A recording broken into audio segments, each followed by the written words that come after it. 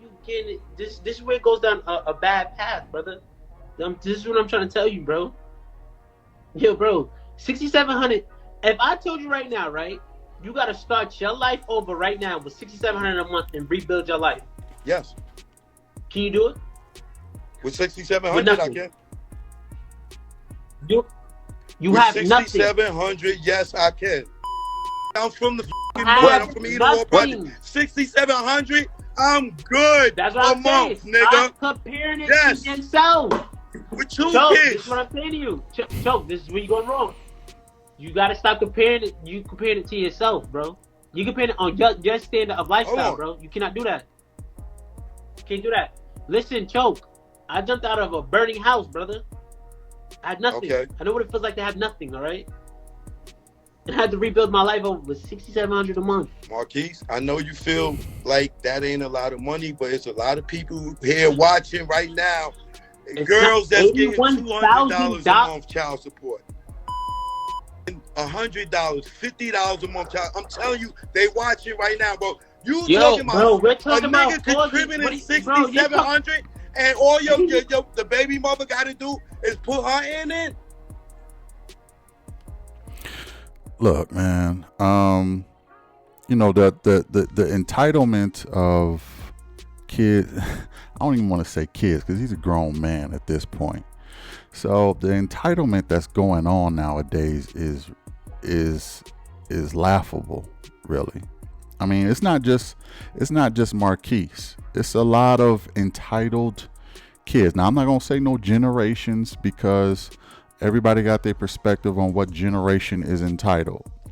Some say millennials, others say Z's. But, I mean, it's just $6,700 a month. Okay, you're getting, what he said was $81,000 a year. My question is, do you have a job? What are you doing? What are you doing to better yourself? $6,700 a month is the handout that your father gives you. Now, your father is rich. He is on the Forbes list. Okay, I will give you that. Now, but at the same time, you have to work. You have to work. You have to do something. You sitting there smoking on a hookah and telling the world how you're entitled to your daddy's money. Why? Because you his son? You know, that ain't enough, especially if you ain't getting along. That really ain't enough. I mean, that's more than enough. If y'all not getting along, $6,700 a month is probably the least, I would say. Now, if you getting along, then I would say that, yeah, he would and probably would give you more. I'm sure he has given you more. That's not on the record. That's not on the docket. That's not reported to, you know, the country, the government. I'm sure he's giving you more than that. From what I understand, he helped you and your mother out. Bought your mother a $2.4 million house. Okay. That and that wasn't court ordered. That was just something he did on the G. So, but this entitlement is getting at an all-time high right now, and it seems as though a lot of people, I'm not going to say no generations, but a lot of them feel like the world owes them something just for being born. And to that I say, no, they don't. They don't owe you anything for being born. No one owes you anything, including your parents. Now, your parents will do stuff for you because they love you, but you're not entitled to their riches. Okay? Let's check out another video. What is going on? What's up, Nene? You looking good, girl. You know you're ain't nothing cute. Oh, Ma, you looking good. Ma. You looking like 1,600 times 1,000 times, lady.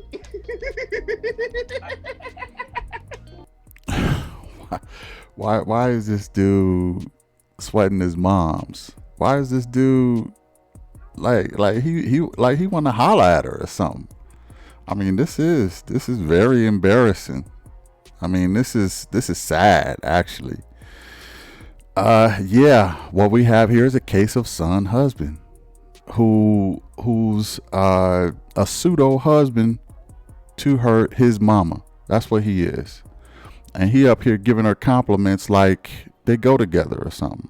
Like, I wonder what 50 think about all this, but stay tuned for that because I do got a response from 50 on all of this stuff. But as for right now, this guy he's hilarious. You know, I almost kind of look at him as a victim in all of this because, you know, he was just born and he had this situation happen to him, and now he had his mother who looks like she just alienated the shit out of 50, and, you know, all due to entitlements, and fed that to her son, and now he's so in love with his mother, and all he wants is a check from his daddy. I mean, it's you know, it's what's happening really in this country. It enables this type of dynamic because you know, the court systems pretty much give the women all of the leeway as far as raising the kids, and give them all of the leverage in courts and in family court and things like that. So then going in, they know this, so they pretty much brainwash their kids. I'm not saying all of them do, because not all of them do that, but a lot of them, too many of them do that. Why? Because they can, because the system allows them to.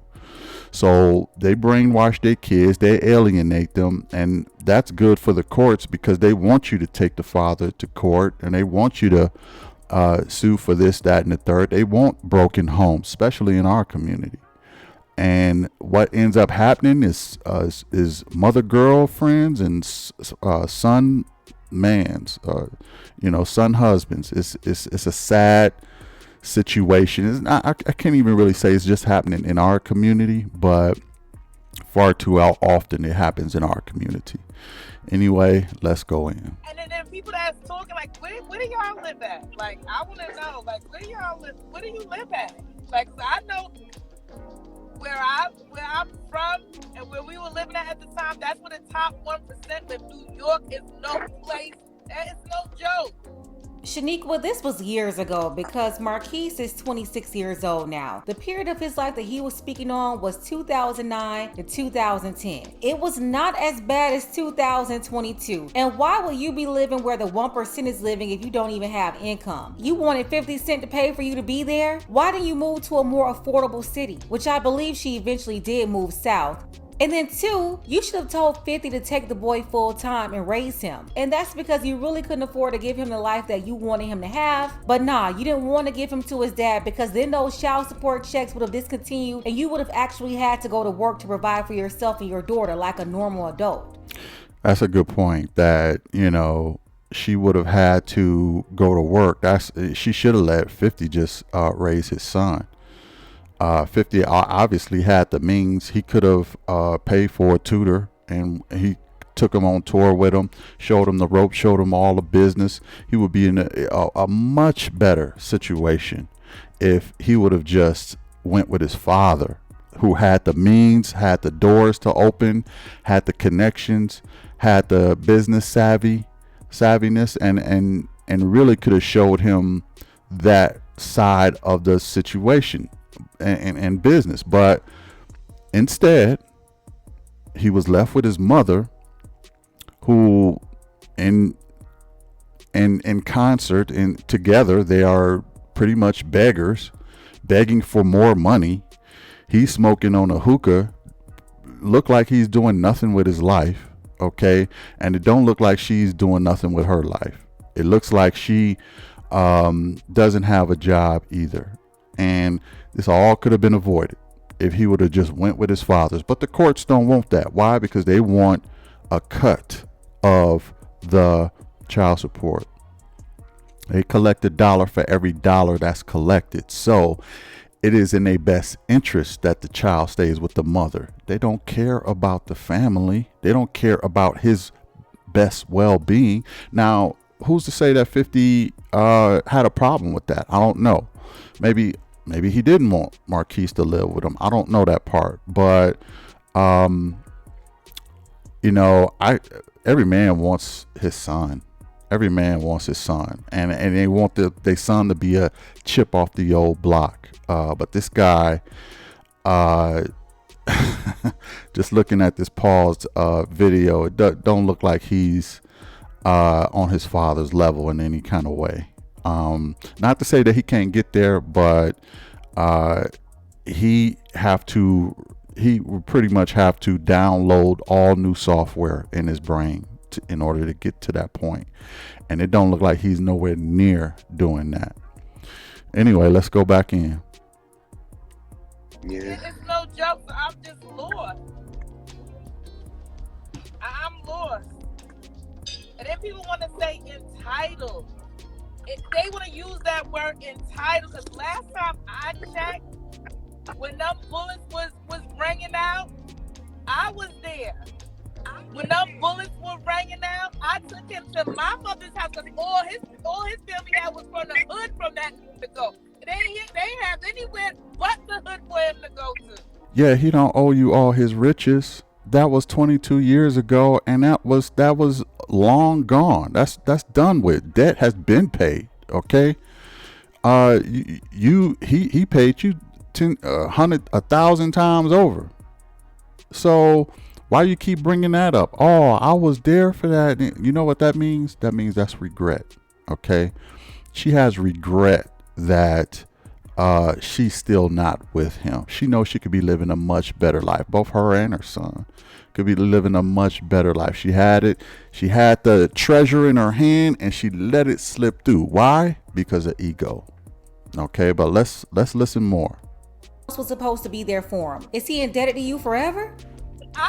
When I was financially taking care of us, all of us, and I wasn't making no money. No money. All that little, I was a drug dealer. That wasn't doing nothing but writing some rhymes. That's what he was doing. Okay, and his investment ended up paying off. So when you say you was taking care of all of us, well, why don't you do that now? He ain't lying. Who's stopping you from doing that now? You know, you sitting up here with your hands out with 50 Cent. If you got it like that, do it now. You know, don't even mention that. Why are you even mentioning that? Because now people looking at it, well, why don't you get a job now? Why don't you, bring home the bacon now? Why are you sitting up here begging, or why are you sitting up here bragging on how you was there for him? All of this is regret. I mean, everybody can see this. This is all regret. You got regret that you let the man of your dreams go. You had his baby. You're lucky you hit the lotto with that. But at the same time, that don't mean he owe you everything. That don't mean he owe you his success. Okay, you did your job as a girlfriend then, and you got paid for it. Okay, debt is paid. This ain't no, forever debt. That's ridiculous. Let's go in.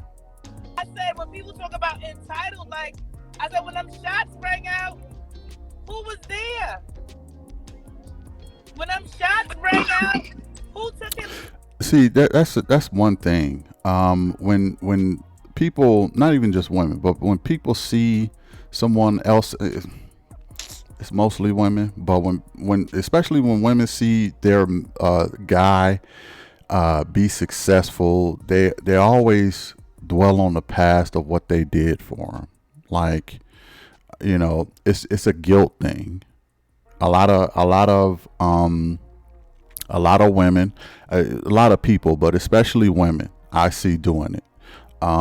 You can correct me if you see some guys doing this. I don't see a lot of guys doing this. Where I was there for you. I don't see that, but I see a lot of women like, oh well, who was there for you? I was there for you.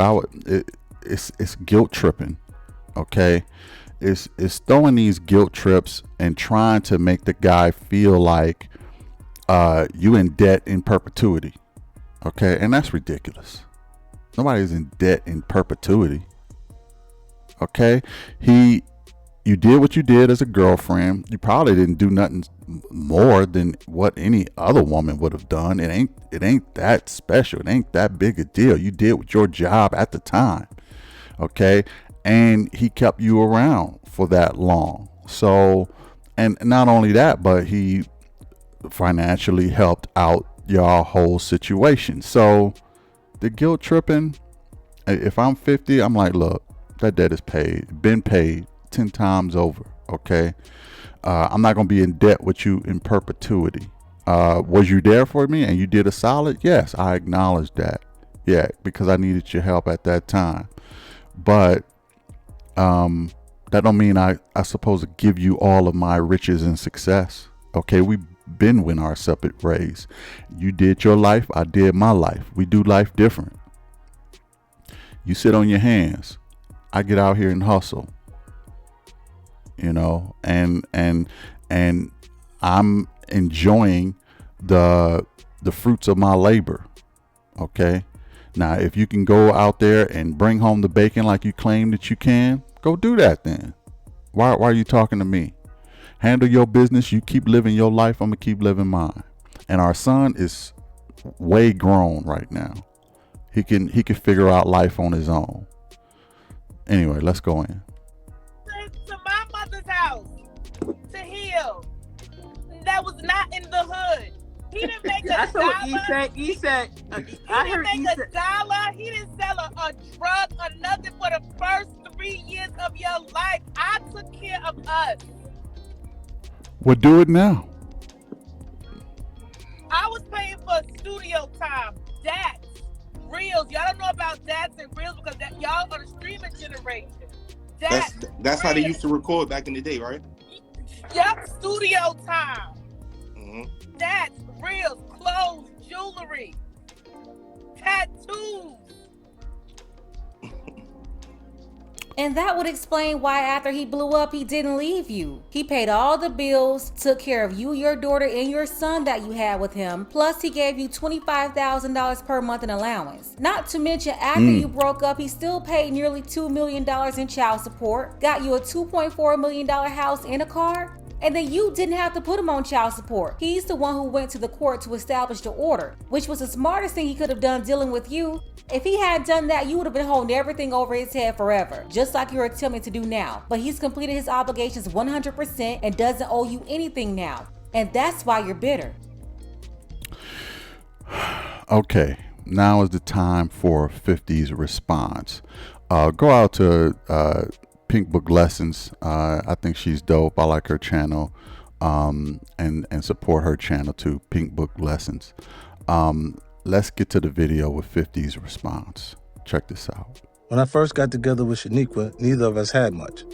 We were both living in what we perceived to be the bottom. Our goals didn't extend much past having a decent place to stay and fresh clothes to wear. Then my situation changed, and I suddenly had resources at my disposal. A lot of resources. And I wanted to share them with Shaniqua. We weren't together anymore, but she was the mother of my son. She was with me before the fame, and I acknowledged and respected that. She saw me rise, and I wanted to help her find her own success. With that in mind, I would ask her, what do you want to do with your life? Did she want to go to school? Did she want to learn interior design? Fashion? I kept asking her to identify the occupation that would provide her with some kind of purpose that could provide both wealth and personal satisfaction. Right. Not only would this be good for her personally, but I also wanted our son to be raised by someone who had a career of her own. But no matter how many times I asked, Shaniqua never had an answer for me. I'd bring up different possibilities and scenarios, but there was never a connection. It was incredibly frustrating. I didn't like sending a check every month to someone who didn't seem to have any interest in working. She might as well have been on welfare back in the hood. The only difference here was she was getting a bigger check from me than she would have from Uncle Sam. It finally came to a head one day when I was visiting her and Marquise one weekend. So what do you want to do? I asked her once again. She looked at me, rolled her eyes, and said, ain't nobody working if they don't have to. Wow. Oh shit, I sputtered. I suspected people thought that way, but no one had been ill enough to actually say it out loud in front of me. You already did it, she said firmly. So why should I have to do it too? I'm good. I don't mean to sound dramatic, but it was one of the most shocking conversations of my life. And I've had a lot of conversations people would consider shocking. I bet. I'm extremely serious about the value of hard work. I believe it creates not only success, but happiness too. You can never feel satisfied if you're not applying yourself to something you feel passionate about. When Shaniqua said, "Ain't nobody work if they don't have to," it was like she was dismissing everything I believed in. At that moment, I knew things would never be right between us. We just saw the world different ways. I was disgusted that she didn't want to work, and she was disgusted that I thought she should. I understand that she had the responsibility of raising our son largely on her own. I tried to apply less pressure on her when he was younger because of that. But once he was in his teens and didn't need someone holding his hand every second, I hoped Shaniqua would finally start to show some ambition. Right. There was a period where she made some noise about getting into real estate. I thought that was a great idea. Atlanta was a growing market, and I offered to pay for the classes she would need to get her license. But after a few months, it was clear that the passion wasn't there. She wasn't excited walking into a house for her first time and envisioning all the possibilities for it, or by taking her older property, fixing it up, and flipping it for a profit. You can't teach hustle. You can't teach ambition. It's either in you or it's not. And it doesn't look like Marquise got the hustle gene from his dad. It happens. Okay? It happens. You know, you'd like for your kids to turn out with some of your traits, or sometimes they do, sometimes they don't. But he was kind of doomed from the day he stayed with his mother. If he would have went with 50, there might have been a chance, but he was pretty much doomed when he stayed with his mother, because his mother not only did not encourage hustle in Marquise, but his mother had no hustle of her own. So she couldn't even teach Marquise hustle. It's either in you or it's not. Now, you would say he has a father that has plenty of hustle. Well, it looks to me like he is not listening to his father. He is all about listening to his mother. Okay. And they're just happy and content taking the lazy way out. Let's listen to more because it gets better. She just liked that being a real estate agent was something you could do from home. Of course, nothing ever happened. Looking back, I can see that the moment Shaniqua said, "Ain't nobody working if they don't have to," is when our relationship hit the point of no return. Up until then, I had visions that we could still fashion some sort of partnership. Maybe not romantically, but at least as parents with a common goal. A business we could start that would benefit our son down the road. When it was clear that she not only did not share that vision, but was actually offended by it, my attitude towards her completely changed. I became petty. It was like I was a fitness buff and she was obese. Every time she picked up another proverbial cookie, I'd be like, "Damn, you really need that cookie? It's just gonna go straight to your hips." I was barely conscious of it, but I was being mean in the hope it would embarrass her into some sort of action. It had the opposite effect though. The more I homed in on her lack of hustle, the more she began to resent me. The resentment kept building up between us until it matured into hate. A hate that is still present to this day. Sometimes you just grow apart.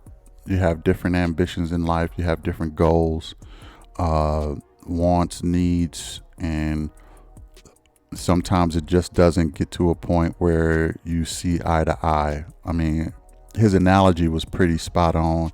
It's like he's a bodybuilder and she's, she's obese. And she don't have no ambitions on being a bodybuilder. She don't have no ambitions on working for her results. She's content with things the way that they are. And that different type of mindset, no relationship will really last like that, especially when you're complete polar opposites. Now, you might say that, 50, until he got his deal, he was a street dude, and he was. So there was a bit of luck involved. But what I learned is that sometimes when you're put in a lucky position, you work twice as hard to keep the luck going. You know, it's almost like if you got accepted into a prestigious college, you're gonna work your tail off to because especially if you never thought that you could get there. And when you got that letter saying that you were accepted, you're gonna work your tail off to prove everybody wrong, and you're going to have that hustle. It's going to actually put gas in your tank, so to speak, because you're going to want to do better. You know, there are studies that say if you believe that you are the man or the woman, you will be the man or the woman. But if you believe that you are not, you won't be. What you believe is 90% of the game. Anyway, let's go in. What's upsetting isn't that our relationship has become so toxic, but that she passed that sense of resentment and entitlement along to our son. Yeah. He'd been given every advantage in the world, far beyond most kids born in the ghetto. But he still feels like he's been somehow cheated or robbed by me. It's a scenario I never imagined I'd find myself in with my firstborn child. But here we are. Entitlement creates resentment. There have been a lot of disappointing moments in my relationship with Marquise over the past few years. But the lowest was when I saw him post a picture of himself with Kyle McGriff, the son of Kenneth Supreme McGriff. Without rehashing too much bad history, Kenneth McGriff was one of the biggest drug dealers in Queens, and the man the authorities believe was behind the attempt on my life. So by posing with his son, Marquise was basically co-signing an individual who might have tried to have his father killed. I had known Marquise resented me for a while, but I never imagined he would hate me so much that he'd allow himself to be used as a prop by my enemy. Wow. Someone recently sent me a quote from Benjamin Franklin that really resonated with me. Franklin's son had sided with the British in the Revolutionary War, despite the fact that his father was one of the leaders of the revolution. It messed with Ben Franklin for the rest of his life. He wrote, "Nothing has ever hurt me so much and affected me with such keen sensation as to find myself deserted in my old age by my only son, and not only deserted, but to find him taking up arms against me, and a cause wherein my good fame, fortune, and life were all at stake." A father and a son's relationship is very special, but it can be very tumultuous. It can be very hard, especially if the father doesn't feel like the son is living up to what he considers his expectations. Okay. Sons test fathers all the time. My son tested me. I tested my father. My father tested my grandfather. It's just a part of nature. It's almost like when the younger kids try to knock off the alpha of the group, like in a primate family. It's almost that law of nature that the younger always have to test the older people to knock them off their pedestal, so to speak, so they can start taking over. And this really is a dynamic between fathers and sons, and it can be very rough, especially if your son is your firstborn. Okay. I know all about that. My son is my firstborn. So, and we've had our moments too. This is a lot of this is resonating with me, and I'm sure a lot of it probably would resonate with him. But it is a very special relationship that really has to get some understanding on both sides, and that's easier said than done. Okay, especially when the son has a bit of resentment or entitlement. Okay, or the father is not paying enough attention to the kid, or not showing the kid the proper love and spending the proper amount of time with them. These kind of rifts can escalate, so to speak, and get to a point of no return until you're not even on talking terms anymore. But this is even more so about not just them spending time together. This is about entitlement. Now, if he were not rich and not 50 Cent, it would be about spending time with him and getting to know him and knowing his feelings. But since he's rich and famous, this is about money. It's all about money. And you owe me half of your riches or your lifestyle, or you owe me more than what you're giving me. Why? Because I happen to be born. That's all I need to be entitled to all of your wealth. Anyway, let's go back in. Marquise might not have been literally taking up arms against me, but he was standing next to the son of someone who might have. I could recognize Franklin's pain. I spent a lot of time searching my soul, trying to understand what could make a son forsake his father like that. I've tried to put myself in Marquise's shoes. Just as he doesn't know what it's like to grow up under the circumstances I did, I don't know what it was like to grow up as the son of 50 Cent. Certainly on the surface, he had everything he wanted. But there must have been pressures and insecurities from being my son that I can't identify with. I accept that. Yeah. That is a angle that does need to be mentioned. I mean, it probably can't be very easy to be the son of a celebrity. Everybody's going to always judge you. Okay. What, you got the new J's, you got this, you got that. Didn't your father buy you a Rolls Royce? Or I see your pops rolling in a Phantom. Don't you got one? I'm sure he's getting pressure from his peers on the stuff that he should have or the lifestyle he should be living, being the son of 50. So, that's the side of Marquise that really can't be ignored. There is probably going to be some peer pressure of being his son. And, if his father has enemies, he could be a target. So he does have an angle to work there. And like 50 said, he can't relate to that. But let's go back in. I still can't see how those pressures and insecurities will force a child to go against his own father, especially a father who has provided everything for him. As I go over our relationship in my mind, the only answer that I can come up with is that I actually might have done too much for Marquise. How do you make a privileged child feel deprived or angry? I guess by getting him whatever he wants. I don't think he's accepted that no matter all our ups and downs, I still have his best interest at heart. There's nothing that would make me feel better than to see him blossom. No Grammy, no Emmy, no picture on the cover of Forbes would mean more to me than seeing my son turn into the person I believe he can be. He's been given every advantage in the world, far beyond most kids born in the ghetto. But he still feels like he's been somehow cheated or robbed by me. It's a scenario I never imagined I'd find myself in with my firstborn child. But here we are. Entitlement creates resentment. Like many kids from his generation, Marquise has always been into sneakers. Because he's my son, he couldn't just rock any old sneakers either.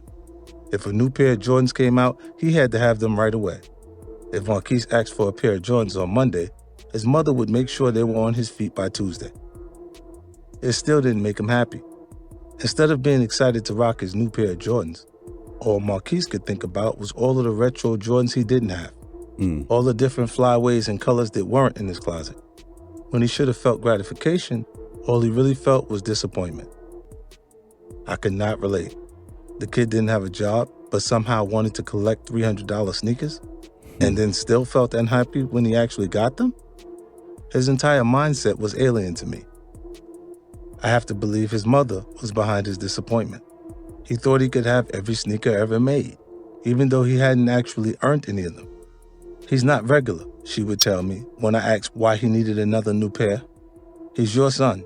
She had already established a pattern that you didn't have to work for something to get it. Marquise was just following her lead. I didn't want that sense of entitlement to become a core part of who he was. I was determined to help him learn that he would actually be much happier when he worked for the things he wanted, that their value would increase exponentially.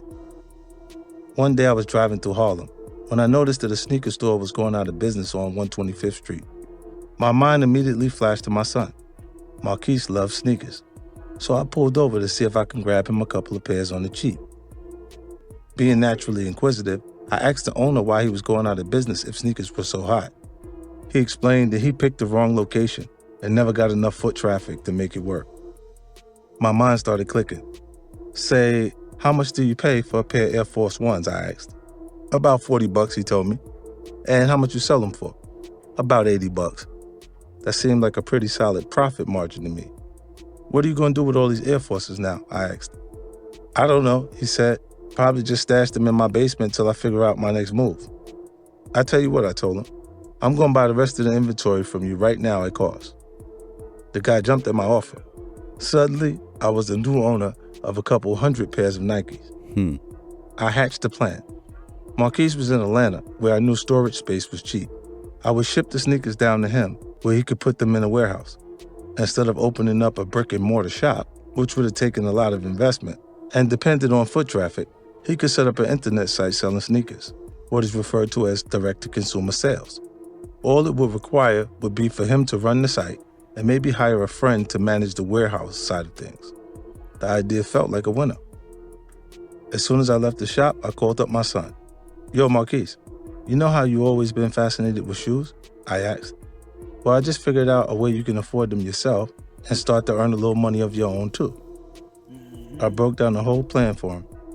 I explained how it was a great opportunity that would not only support his passion, but allow him to get a nuts and bolts understanding of how business works. This is a layup, I told him. Not too many stores get to start off with free inventory. Facts. You could really do something with this. If you're truly passionate about sneakers, this is the time to show it. Marquise said all the right things on the phone, how excited he was and how it sounded like a great opportunity. So I had the shoes shipped down to Atlanta. Then I never heard from him about it again. Wow. Weeks and months passed. Finally, one day, his mother called me and announced that she and Marquise been talking. Instead of an online sneaker store, they wanted to open a clothing boutique in Atlanta. I couldn't believe what I was hearing. The plan I envisioned didn't include her. I wanted our son to learn how to be responsible for himself. By injecting herself into the mix, she was just trying to keep him a boy a little longer. I still wanted Marquise to get some experience, so I said, sure, let me know when you guys want to do something. But of course, their boutique never went anywhere. And the online sneaker shop didn't either. My issue with Marquise wasn't that he wanted all those sneakers. When I was a kid, I wanted sneakers too. The difference is that I was willing, make that determined, to do the work necessary to obtain them. I wouldn't That means get rich or die trying. for a second want Marquise to have to resort to the type of work I put in to get my kicks. At the time, I perceived selling drugs as the only viable option in my environment, so I pursued it. Marquise has so many more options in front of him than I ever had. I just needed to see him pick one and put in the work. There's nothing wrong with wanting things. The sense of want can be a tremendous motivation tool. Feeling like you want more than what you have is what keeps us from getting complacent. I've pretty much got it all, but I never feel like I do. When I was younger, I always wanted more in the way of material things. Today, what I want more of is validation. No matter how many awards, accolades, or headlines I get, it's never enough. I'm still obsessed with feeling like I've got the hottest show or just dropped the hottest verse. Needing the respect of my peers and confirmation of sales is what keeps me pushing forward. I need to feel like they're looking at me and saying, man, 50 did it again. That's what gets me high. What sets me apart is I never expect anyone else to bring me those accolades. I go out each and every day, obsessed with putting in the work that will earn me whatever sort of validation I'm looking for. When it comes to Marquise's approach with dealing with wanting something, the apple fell from the tree and kept rolling and rolling. Sure, Marquise never following up on the sneakers might seem like a small thing, the type of irresponsibility and lack of initiative teenagers and young adults display all the time, but it was a huge disappointment to me. Forget about being able to afford his personal sneaker collection. That online store could have ended up making us both a killing. We had that conversation years ago. Since then, online sneaker sites have become incredibly lucrative. GOAT.com is valued at $550 million, while StockX.com has a $1 billion valuation. Wow. If Marquise had followed through on what we talked about, he could have been included in that conversation. He could be independently rich. Shit, he might be in a position to tell me to go fuck myself and my money if that's what he wanted to do. I'm sure when Marquise reads about GOAT or StockX, deep down he probably realizes I was right. Maybe he says, why did I not listen to my father and start that fucking online shop? Or maybe he can't bring himself to say that. I don't think he's accepted that no matter all our ups and downs, I still have his best interests at heart. There's nothing that would make me feel better than to see him blossom. No Grammy, no Emmy, no picture on the cover of Forbes would mean more to me than seeing my son turn into the person I believe he can be. I jumped out of a burning house, brother. I had nothing. Okay. I know what it feels like to have nothing, all right? 10 years of child support. 1.2 over, what was it? It was like $1 million, I think. What he claims is $1 million, right? It's $6,700 a month. Okay. And I can't buy socks? Okay. Listen to what I'm saying to you. Right. $6,700 a month, right? $6,700 a month. $6,700 a month, right? $6,700 a month, right? You telling me? That's hold on, wait. Time out. Hold on, listen. Don't compare. I'm from New York. This is the biggest mistake everybody makes. You're comparing it to yourself. You're comparing it to yourself. You're comparing it to your life. Don't do that. 6,700. Don't do that. You're talking about a Forbes lister. Hold on, wait, listen. You're talking about somebody that has problems with everybody. You can't just live in any neighborhood. He said, you talking about a Forbes lister. Yeah, he's a Forbes lister, but that's how you know it's entitlement, because they're looking in his pockets. They're looking at his achievements. Now, that is his son. Okay, so I can understand a little bit of the entitlement, but at the same time, when are you going to grow up and make your own dollar? Okay, are you going to be 50? Okay, 50 years old, talking about, my 70-year-old dad still owes me?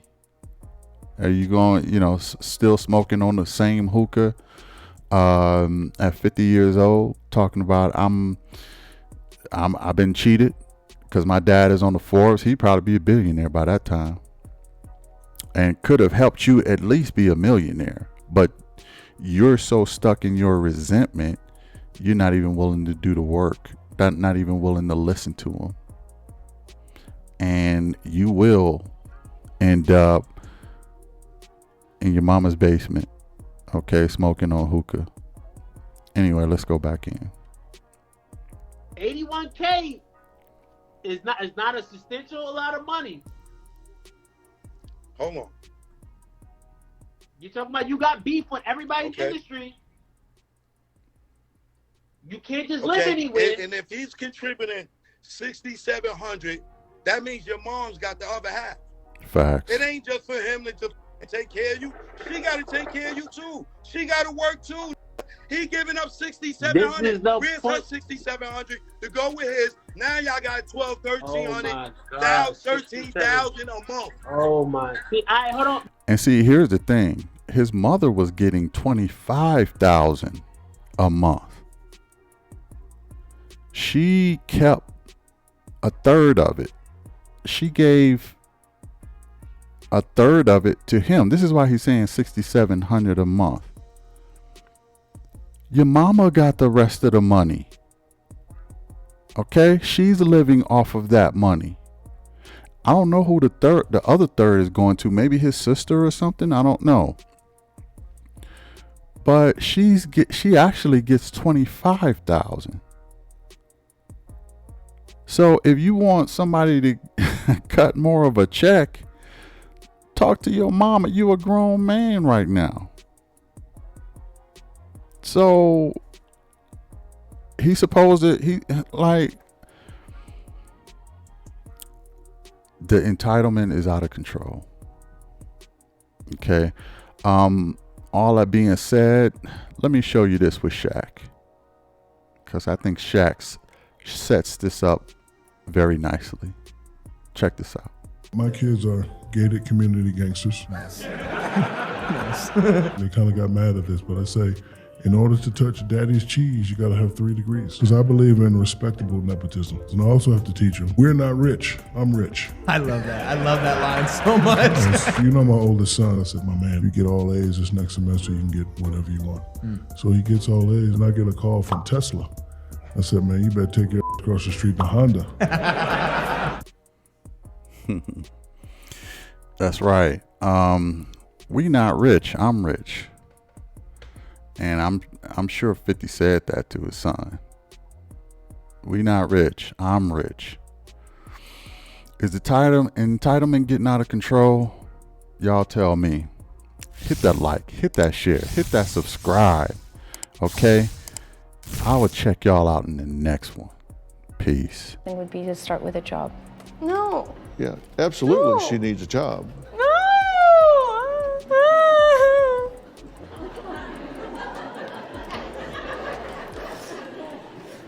And I think it would be great if you volunteered some more at the soup kitchen. You could do some great volunteer work down there.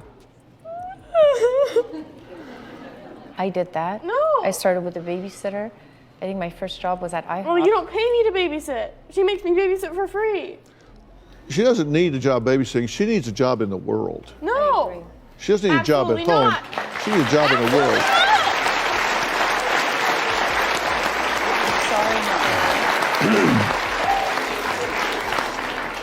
You need a job. No, I don't want a job. Well, I know.